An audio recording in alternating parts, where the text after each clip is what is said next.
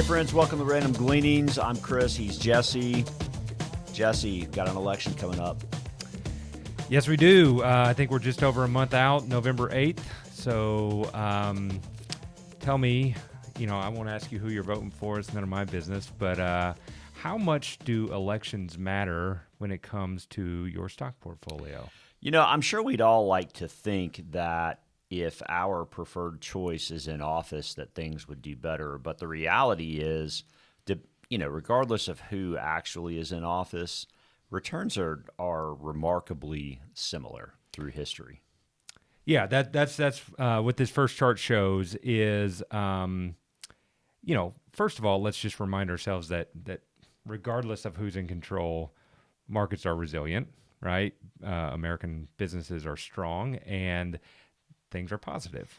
Uncle Warren Buffett over your shoulder says never underestimate the resilience of the U.S. economy. I think he means U.S. companies, and it's something that I've long believed is that regardless of who's in power, as a business person, you find yourself saying, okay, well, this is what the playing field is now. Let's go try and win the game, right, on the playing field as it stands. And so, that's the first thing is I know as we get closer and closer to this election, things will get a little bit, hairy in regards to what we're seeing on the news as to the slinging of mud or whatever. Already seeing it. But let's not allow our political choices, of which are important, to influence our planning decisions when it comes to our investments. Yep. What I'll go next chart is a reminder of something that we had showed early in the year when there was some anticipation of volatility to come. This chart from Capital Group is very useful in my estimation as to, a midterm election year a lot of times is volatile, okay? Right. And so the next chart, which we've not looked at before, is what the S&P has historically done 1 year out from a midterm election. Those are some pretty strong numbers. That's pretty sporty. Yeah. There's no doubt. Yeah. It would be nice to see some of those numbers. And, listen, in a negative year like we've had this year to date, I mean, a 78 and 79 up 6 or an 86, 87 up 1 or up 3 or up 4. I mean, heck, that's better than a minus sign, certainly. It is that. And again, this is not to indicate or to suggest that there aren't still challenges ahead, right? But we can agree that valuations are cheaper than they were at the beginning of the year. That's a true statement. And you found this really interesting chart about the election cycle from a presidential, cycle itself, which I just think is useful in this context. So what I'll share with you from this chart is that, obviously we're in year 2 of the cycle, which is why it's a midterm year. Mm-hmm. You can see historically that the third year of the cycle is really generally pretty good. I mean, it's the same thing as the chart you just shared a second ago from Capital Group.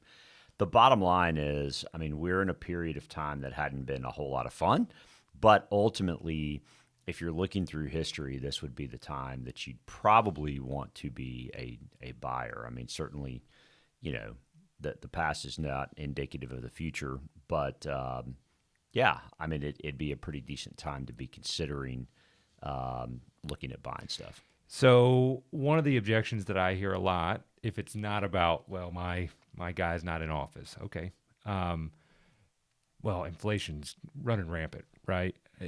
Help me understand where you think inflation will be 5 years out, 10 years out.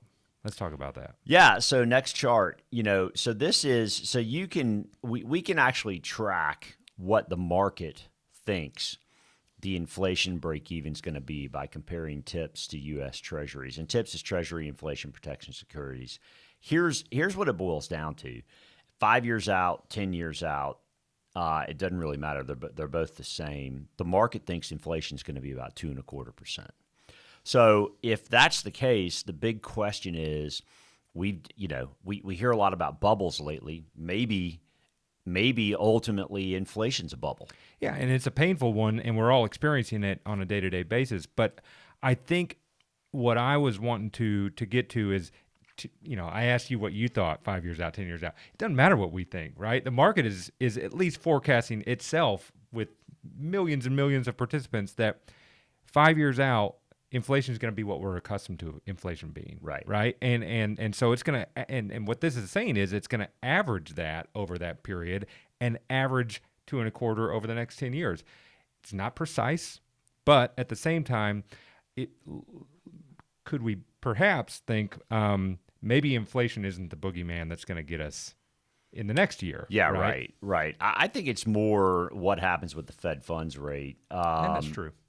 Next chart. So at the beginning of the year, it was clear the Fed funds rate was woefully behind. The Fed was behind. We know the Fed was behind, right?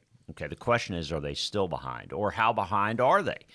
And so in orange here, we have the 10-year U.S. government bond, and the yield has certainly gone up. It started the year at about 1.5, 170, somewhere in that neck of the woods. And as of yesterday, it was around 350, 360, somewhere in that neck of the woods, 3.5, 3.6%.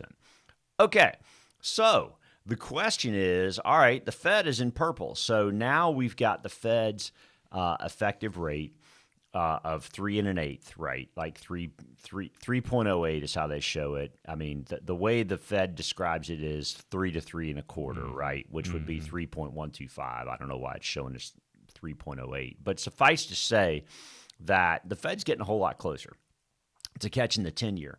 And what's so interesting is if you look historically, when the Fed starts to get close to the 10-year Treasury yield, it's kind of hard for them to go much further than that. Right this very minute, as we are videoing on October 5th, the U.S. 10-year government bond is trading at 375. Okay, so they're, call it maybe a half, 3/4 at most out away from it. They're not far. They are not far, despite the fact that the anticipation of what the Fed is to do is to keep bringing that pain, right? So yeah, I find that very interesting in that, okay, if we just assess what's happened again over history, bringing it up to the 10-year is about as far as you got to go. That's right. And so the big question is, will they, what the market seems to be reacting to is the notion that they're just going to keep going and keep going and keep going. The question is, can they? And then beyond that, the question is, all right, well, maybe they're not just going to keep going. Maybe they're just going to get it to a certain level and then announce that they're going to hold for a while. You're starting to hear Fed governors make comments like, I wonder if we've gone maybe a little too far, too fast. That is the big question, because it's said it takes 6 months for a Fed funds increase really to work its way into the economy. Well, that means the first one in March really just got going. That's right. Yeah. Right. So we really haven't seen the economic impacts yet of what the Fed will do. So, to my thinking at least, you ask about inflation, I think it'll be lower. I mean, we talked about a chart not long ago that, spring, summertime, it could be back sub 3. It's possible, not saying that's going to happen, but there's definitely a path for it to happen. That's right. And so it would seem that we're getting closer to maybe a transition in the cycle. Maybe not a reversal, but certainly they may sit back and think about it for a while. Yeah. Versus continuing to increase at these very large amounts of interest at a clip. Yeah, no doubt. So we've touched on elections. Maybe there's some positive after the election cycle, right? This time. We've touched on inflation. Maybe that's not as big a concern further out as maybe people attribute to it. Talk to me about the dollar. So magazine covers historically have got a pattern of either being sort of the top of something or pretty close to it. You've got Bloomberg talking about the dollar here, can't stop, won't stop. Whether it's Bloomberg or Time or The Economist, I mean, they just historically have been almost calling the top in a particular cycle, and can't stop, won't stop. I'm thinking about Doobie Brothers riding down the highway. So, the dollar's been pretty strong. Next chart, it's not unprecedented. I mean, there was a time period in 2014 where the dollar went up about as much as it has this go around, and then it just sat there for 5 or 6 years. That could certainly happen again, there's no question that the euro and the pound sterling, well, really all G10 currencies are down relative to the dollar because there are a lot of folks across the world that want dollars, right? I mean, yeah.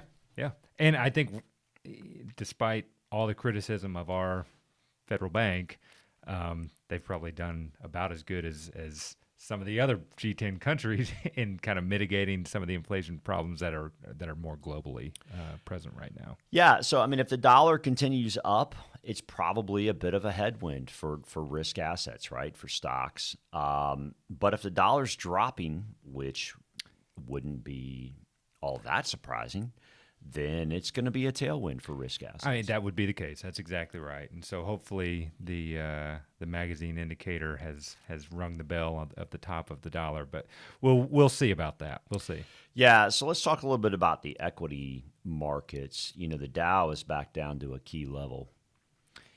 Yeah, it is right at its pre-COVID highs. Yep. And if you look historically, the question is it going to stay above it or is it going to go beneath it? And you can see 29.6 is about that level.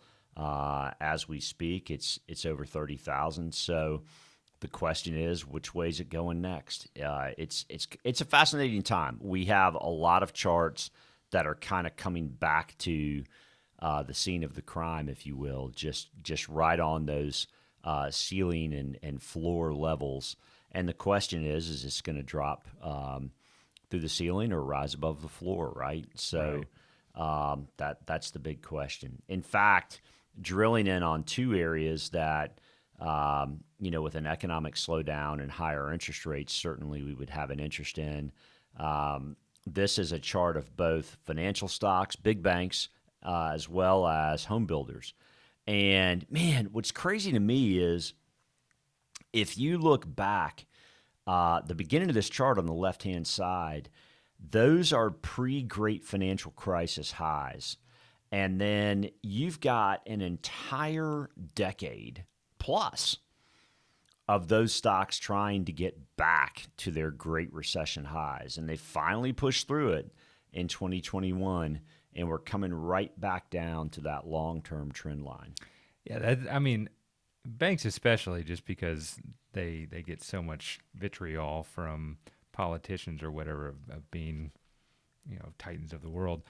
Yeah, as a stock, they have not looked great for a long time. And their margins haven't been that great Right. because interest rates have been so low. That's right. So the question is are they going to start making hay now that interest rates are starting? It would seem that the opportunity would present itself, but obviously an economic slowdown might cause some challenges for them as well. So this is an important level. It really is. I mean, if both of these go beneath that level, that long trend support level, then, maybe things aren't great. And that's kind of what you would expect to happen. But the flip side is, what if they stay above it? I mean, then how bad can it actually be? That's I think where we'll, close this is that, if it stays above, that's got to be kind of a positive indicator. Yeah, so. I would think so.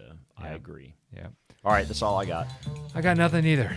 Listen, thank you so much for those of you that watch. We just appreciate it so much. I hope you'll share it with a friend or a family member that just may need a unbiased opinion as to what's going on in the markets right now. Hit subscribe, and we'll talk to you next time. Thanks.